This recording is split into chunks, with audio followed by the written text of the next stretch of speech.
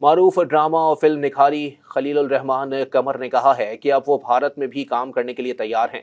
उन्होंने बॉलीवुड की मशहूर फिल्म जिस देश में गंगा रहता है को अपने ड्रामे की कॉपी करार दिया।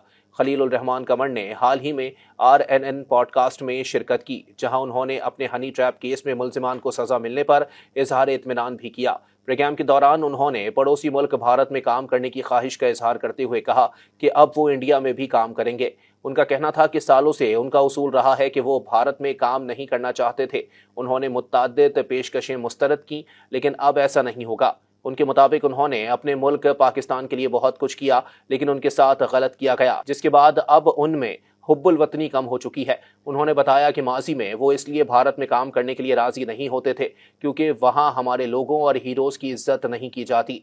उनके मुताबिक चूंकि वहाँ पाकिस्तानी टीवी चैनल्स नहीं चलते, इसलिए वहाँ के ज़्यादातर लोग पाकिस्तानी अदाकारों को नहीं जानते, लेकिन पाकिस्तान में भारत की फिल्में चलती और देखी जाती हैं, इसलिए यहाँ के लोग वहाँ के अदाकारों को जानते हैं। ड्रामा निगार ने कहा कि वहाँ के अदाकार यहाँ आते हैं तो पाकिस्तानी मीडिया पागलों की तरह उनके पीछे दौड़ता है, जबकि पाकिस्तानी अदाकार को भारत में जाकर अपना तारुफ करवाना पड़ता है। खलीलुर रहमान कमर ने भारत की मनफी बातें गिनवाने के बावजूद अब वहां काम करने का ऐलान किया।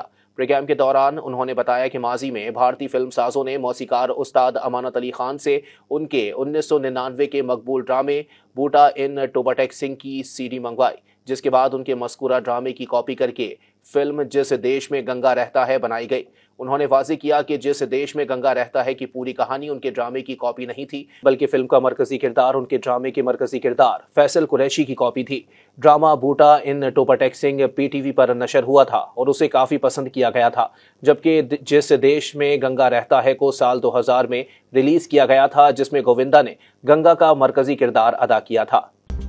मज़ीद न्यूज़ अपडेट्स और डिजिटल स्टोरीज के लिए सब्सक्राइब करें डॉन न्यूज़ पाकिस्तान।